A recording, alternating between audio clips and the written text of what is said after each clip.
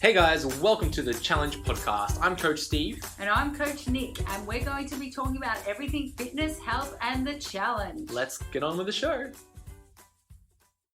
What's up, guys? Coach Steve here, and welcome back to another episode of the Challenge Podcast. In today's episode, a very special episode, we're joined with not one, not two, but joined with three of our Max's top 10 finalists. I'd like to welcome Patrick, Micallef, Manny de Los Angeles, and David Cini to the Challenge Podcast. Guys, welcome to the podcast.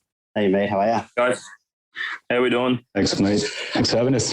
I'm really well. It's going to be a big party here tonight, guys. But look, just a few weeks ago, you found out that not only did you make the top 10, all three of you made the top 10. What has the past couple of weeks been like for you guys? What yours, Pat? Oh, my. You start, buddy. Pat, start us off, mate. What's it been like for you? Yeah, for me, it's just been like, it's been over the moon. Like, it's just, you realize that you can do these things, and like with the hard work you put into it, you can get there. And I don't know, I just feel accomplished. You know, you hold your head up high and get on with life and just be confident in what you're doing and who you are. So good. Now, Manny, you're actually a top 10 repeater and a Challenge Podcast repeater. What was it like finding out that you made the top 10 for a second time?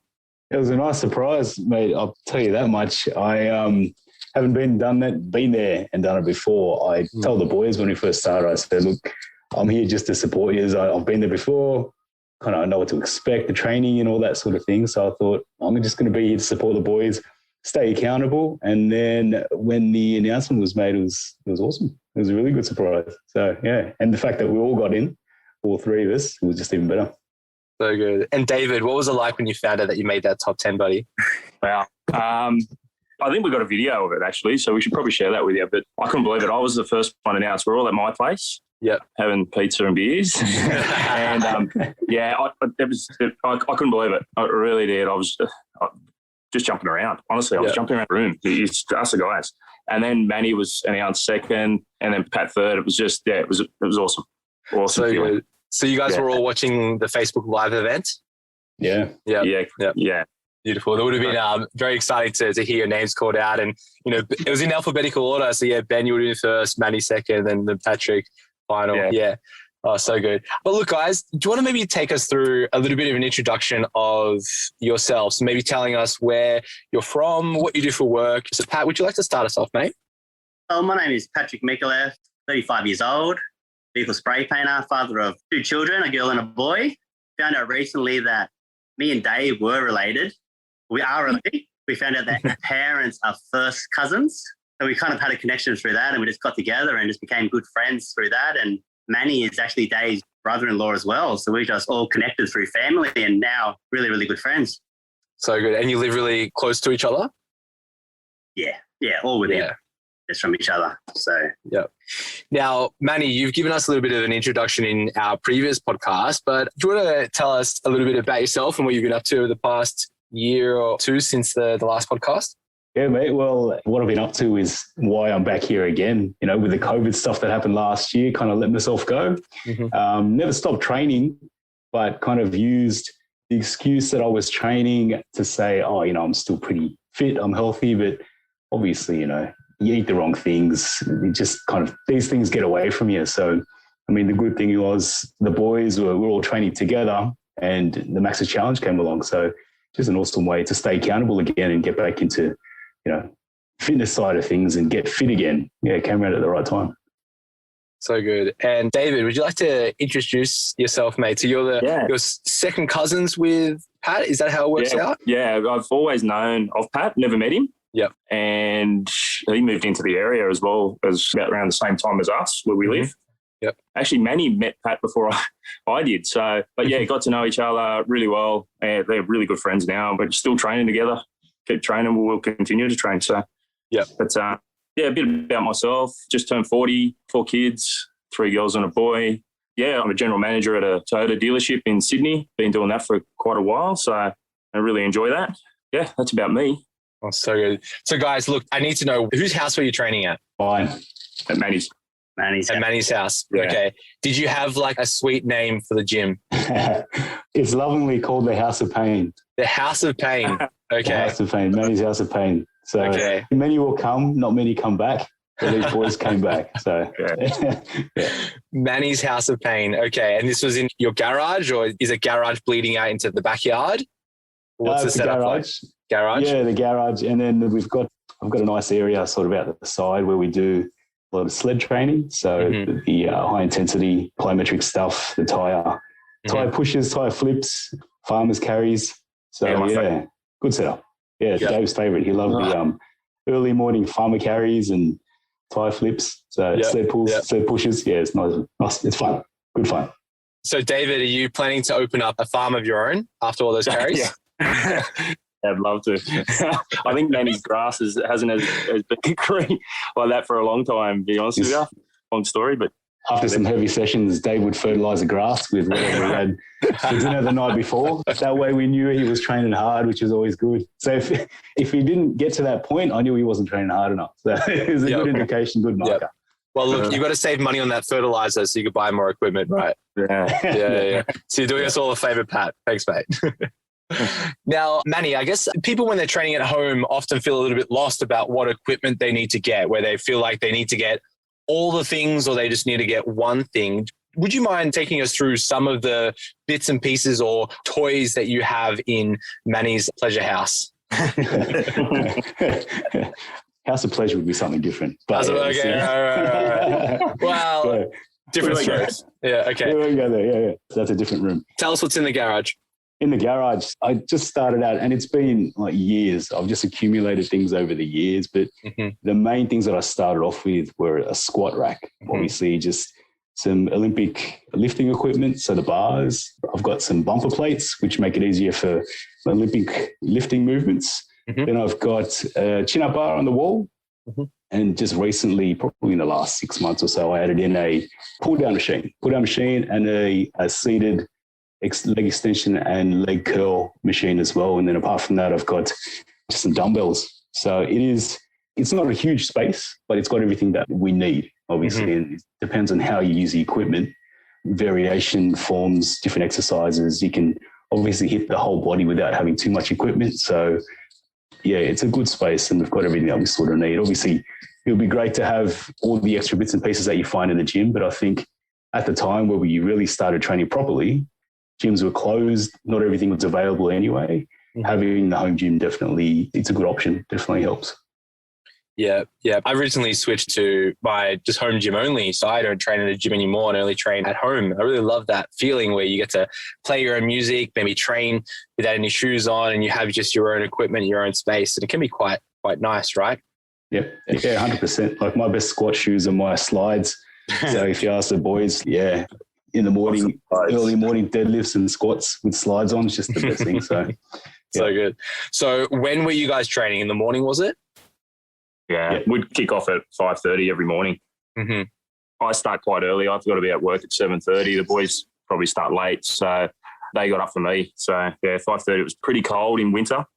And can get cold in winter, but we all did it. We all hooked into it and supported everyone.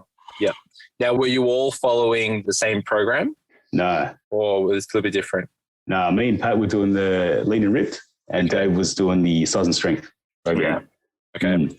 Did you kind of adapt the training programs that you guys were doing similar things, or did you just do your same programs in different times? How did that work?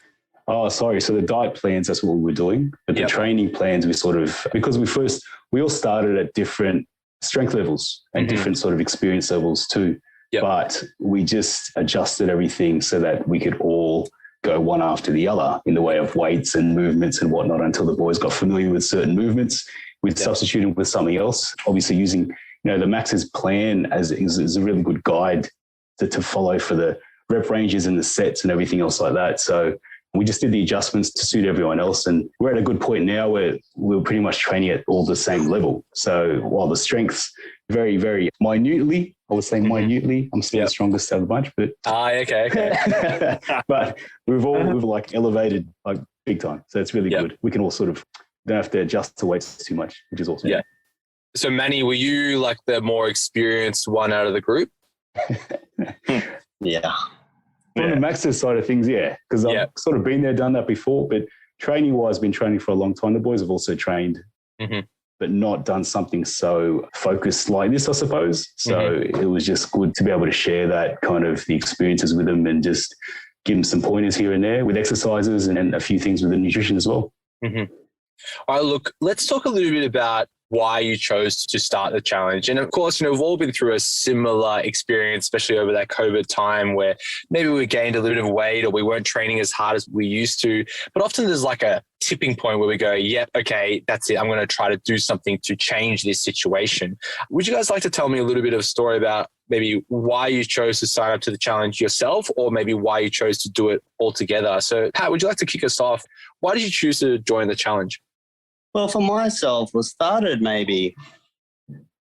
training maybe for 4 or 5 years ago, on and off. But really the tipping point was, unfortunately, a couple of years ago, I had a separation, have 2 kids and everything. And you kind of get down in the dumps and lose your confidence in yourself. And I just needed that look good, feel good kind of vibe and that pick me up. And like, I'm good friends with Dave and Manny, and they'd always check up on me and always invite me, like, come on, let's go train, let's train. And every day they'd ask me how I am. And then the challenge came up and we all kind of just like, yeah, let's do it. And then we're all like goal focused and we all wanted to do well. And we kind of all just went into it and went 110% from the beginning, which was really, really good. Mm-hmm. So, yeah. Did you have any like expectations of what you were wanting to achieve out of the challenge for yourself, Pat?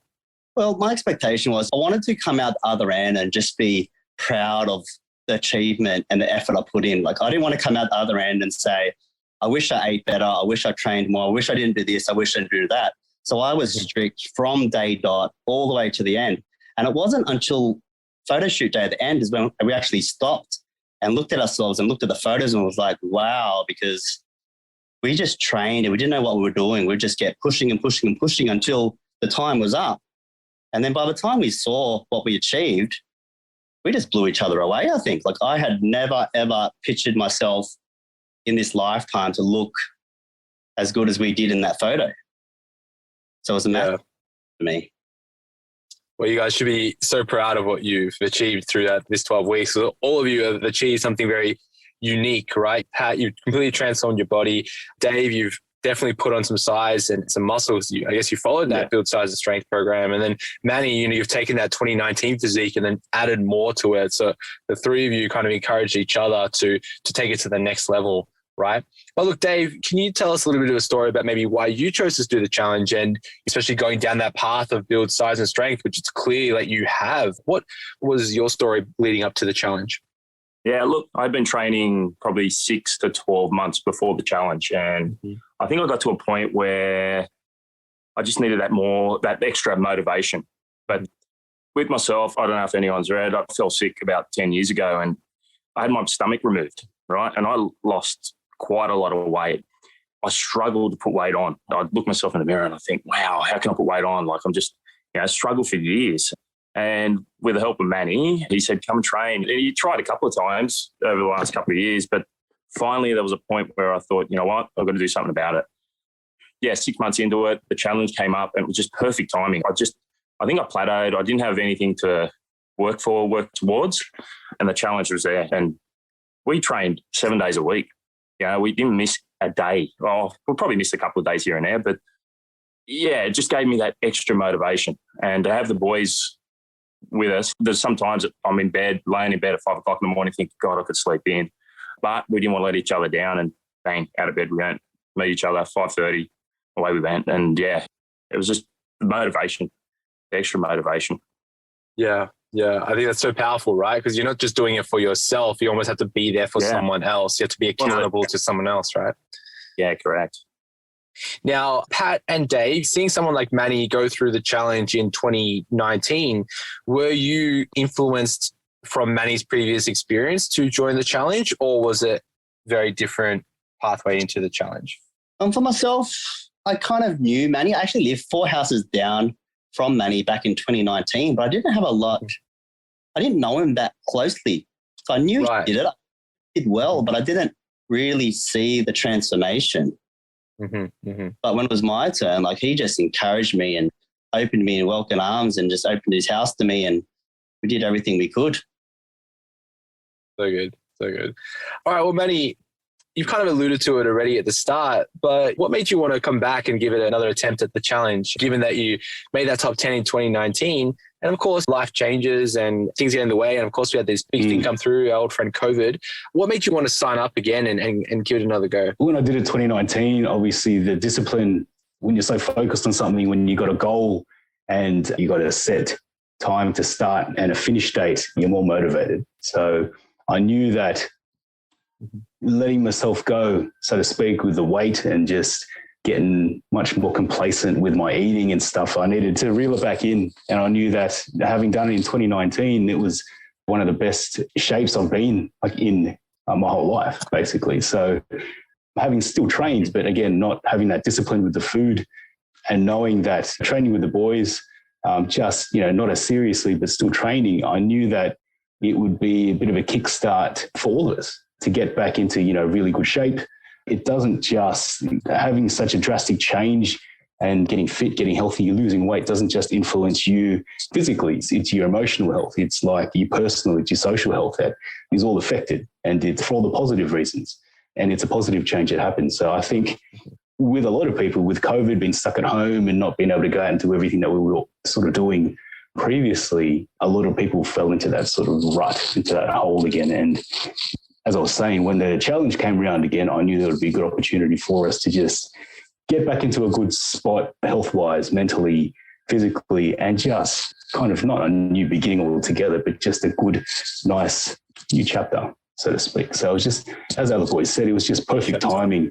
And yeah, it was just really good to, we really put our heads down and we trained hard. And I don't think either of us or all of us, any of us missed more than, say, 1 to 2 days in a row with training. And at the end of it, even though we knew and we saw progress happening in those last final weeks, that's where you see the final product of all the hard work that you did. And it made it all worth it. So it was definitely a really good experience. So yeah, that's what brought me back.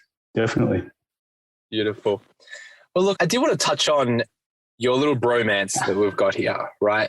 Where often we see this similar story as adults, where sometimes it's difficult to form those close relationships with people or even to continue to build those relationships. And we often find when there's something physical involved, not that type of physical, but something fitness related, right? Where we're going and doing a sport together, we're hiking, we're training, we're doing something that's like pushing us to the limits physically, we find that we bond really well with each other. So, and I can imagine that the three of you would have become closer and closer when you've pushed yourself harder on a deadlift, push yourself on the squat, taking those extra reps for those chin-ups or leg extensions, bicycles, whatever it is, doing the farmer's carry at 5 a.m. and the sled push and all the things, right? Could you tell us how that relationship would have like grown over that 12 weeks, and what was it like training with each other daily and catching up daily and being so close to other people daily, right? Where you're training with each other. So Pat, could you tell us a little bit about this relationship that you guys had and how it evolved over 12 weeks? Well, getting up every morning and having that commitment to like get up every morning and train, it wasn't just for yourself, because we were training as a team and you didn't want to let yourself down and you wanted to encourage each other. So we made sure we were there every morning, and also like checking in on each other every single day. Whatever's going on in your life, when there's only 3 of you at 5:30 in the morning, you're talking about it. If something's on your mind, you're talking about it. And when you don't miss a day for 12 weeks straight, all different emotions come through. And we're always there to support each other, like what's going on in our personal lives or at work, but even just in our training, like we all have our strengths and weaknesses. Like if I'm, whatever I'm struggling in, Dave would help me. Whatever Dave's struggling in, I'd help him. We're just very encouraging. And just because our families are so close, we have to train. Like some people have problems with like, what do we do with the kids when we've got to train? Like there's days we're training and there's like 10 kids running around. You know what? And it just encourages because it brought families together, and for us to see that our children, their relationships getting closer and they're becoming better friends just as we were, it was just great to see. And it's very encouraging for us. Yeah, I like that. Well, it's not just you guys training and building your relationship. It's like the families getting closer together. And it would have been really cool spending close to 84 days seeing each other daily, right? And I think when male masculinity. It's almost like, oh, we have to kind of keep to ourselves a little bit or bottle things up, right? Where you guys are spending almost every day with each other. You can have those deep kind of chats and support each other, not just physically, but support each other like emotionally, where sometimes guys kind of miss that a little bit. But David, can you tell us a little bit about how that relationship for you over that 12 weeks period, being really close with Manny and with Pat? Yeah, look, I've known Manny for 10-15 years, but Pat, like I said, we're related, and I didn't know Pat, didn't know him for a bar so, but in that 3 months, that 4 months we were training, I got to know another person, and he's like a good mate. He's a best mate. We talk every day, and we talk about work, we talk about family, things that are going on in life, and just share our experiences with everything, with work and life. So, yeah, it's good. It's got us definitely closer together, especially even with Manny. Like I said, I've known Manny for 15 years, and we know more about each other now than ever. So good. Manny, any extra comments about your relationship between the three of you, your bromance, between the three of you? And, it was just, I suppose we were lucky because we had that support and we had that support base, and we didn't want to let each other down. And in the mornings at 5:20, where it was just too frigging cold, I was just too tired. I knew that if I did not get up and open my garage door, the boys would be waiting there, and I'd be getting the messages and the calls saying, get up. And it happened quite a few times. So I think we were lucky in that way, because I know that a lot of people will fall off the wagon because you don't have that support. You don't have someone pushing you, and it definitely helps. I think you need a good support base as well. And I've always been the type of person to do my own thing and train on my own. And I always thought that's the best way that I did train. But it just goes to show that with the right support and the right people around you, your results are good. It was really good. Yeah, you're talking about that training side of things, right? You kind of are as strong as the people around you, right? And it's a weird saying, but within, let's say, powerlifting communities, right? Like the guys and girls who are powerlifters, they like egg each other on to push each other to like the extreme, right? And you would have gone through a similar experience between the three of you, where you're kind of drawing on each other's strengths so that you can push that heavier weight or take it further, that type of thing, right? Did you experience that, where those times where you didn't think you were able to, let's say, complete that deadlift, you kind of pushed each other through and then were able to complete that deadlift, or maybe like a squat, or like, was there a certain exercise where it was like your favorite and you'd just see almost like a little bit of a competition as who can kind of push it furthest? Well, I don't know about pushing each other the furthest, but like definitely like just having someone there to encourage you and just helping you, just verbally encouraging or helping with your form, or actually like Manny could see me and he could know if I could lift heavier. Like I could think that's it, but he knew I could lift heavier. So he'd say, nah, bump it up. And him having that faith in me, and I just pushed it through, and I just watched myself just get stronger and stronger and stronger, because I think training by yourself, you get in that comfort zone, and then pushing that little bit more, you might have a bit of fear of injuries or dropping weights or something. But when you got someone there to spot you and say, yeah, you can do this, it just goes a long way. And it shows how much you can push yourself with just the right encouragement and support. Yeah, having someone to spot you definitely helps. 100%. Yeah, support was big. So with the boys, just, I suppose, not even just specific numbers, but I'd always joke and say, if you can lift this amount of weight as your warm up, then we can train together. You know what I mean? Because then we don't have to keep on pulling weights on and off the bar. So by the end of the 3 months, we were all doing that. So that was a plus. Yeah. But it was the encouragement. Yeah. So when I saw the boys were able to lift a certain weight, or it was a few little small tweaks on form or something, we could all give each other a bit of constructive criticism, but also just inform and just knowledge altogether. Yeah, I like that. Now, did you guys have a certain exercise that you like all collectively thoroughly enjoyed, other than David, who loved his farmer's carries? Was there like a collective exercise that you loved? Let that be the classic bench press or the classic deadlift or something like that? I like the bench press. The bench press? His chest days. That's like, if I could say press chest every day, I would. Every day is chest day for Dave. Yeah.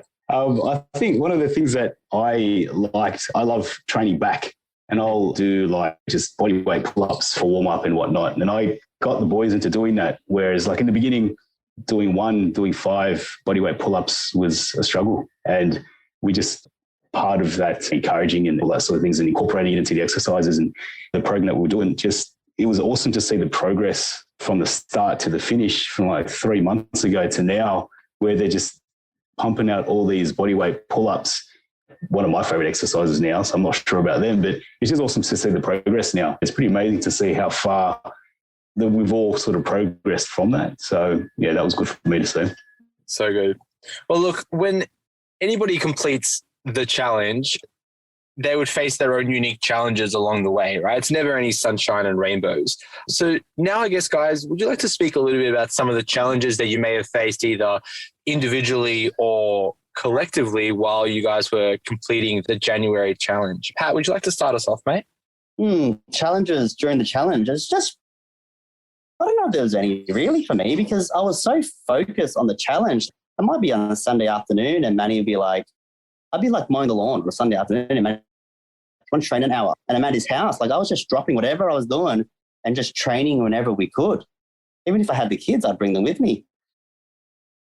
I really don't think there was too many challenges because I was so focused on it and I wanted it so bad that I just did anything and everything that I could to get the result. I was going to say, one of the running sort of comments we would always say is top 10 or bust. Yeah. And that was just the motivating thing to say, just come on, top 10 or bust, top 10 or bust. And that was just having a laugh, having a giggle, but a bit of motivation. Top 10 or bust. I love that. What about you, Dave? Did you face any big challenges while you're completing the challenge? Yeah, food was a challenge for me. Like I'd always eat healthy, but overnight I'd snack. I'd just snack and chips and things like that. And it was the hardest thing to take that away.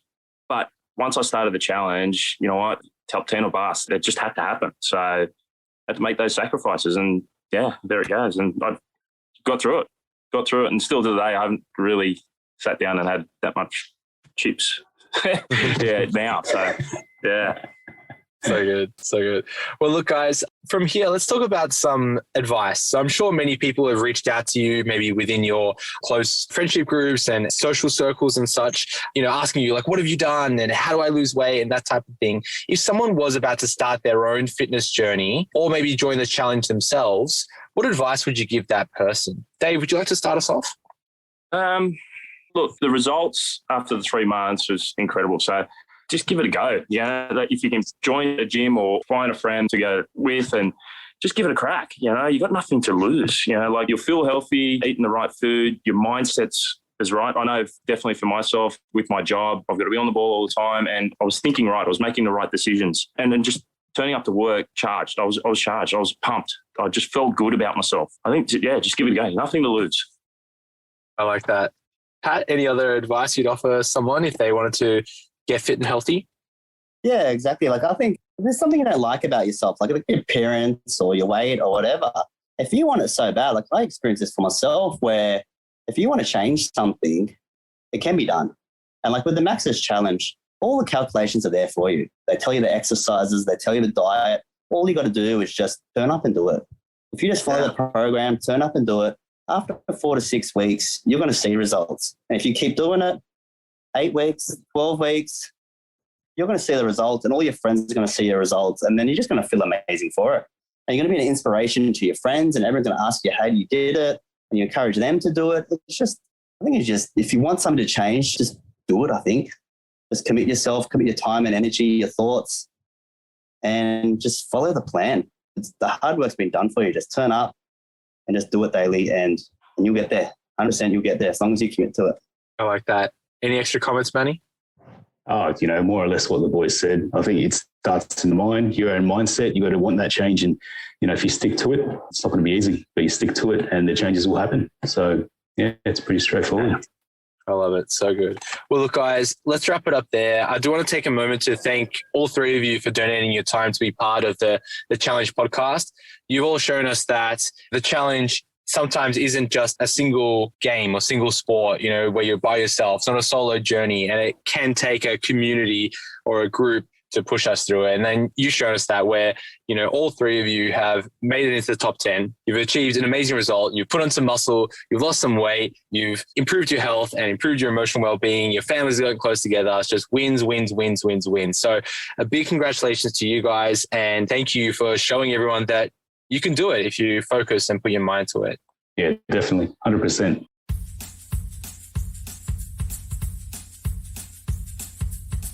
Thanks for listening, guys. If you like the show, share it with a friend or leave us a review on iTunes to help us spread the good word. See you next time.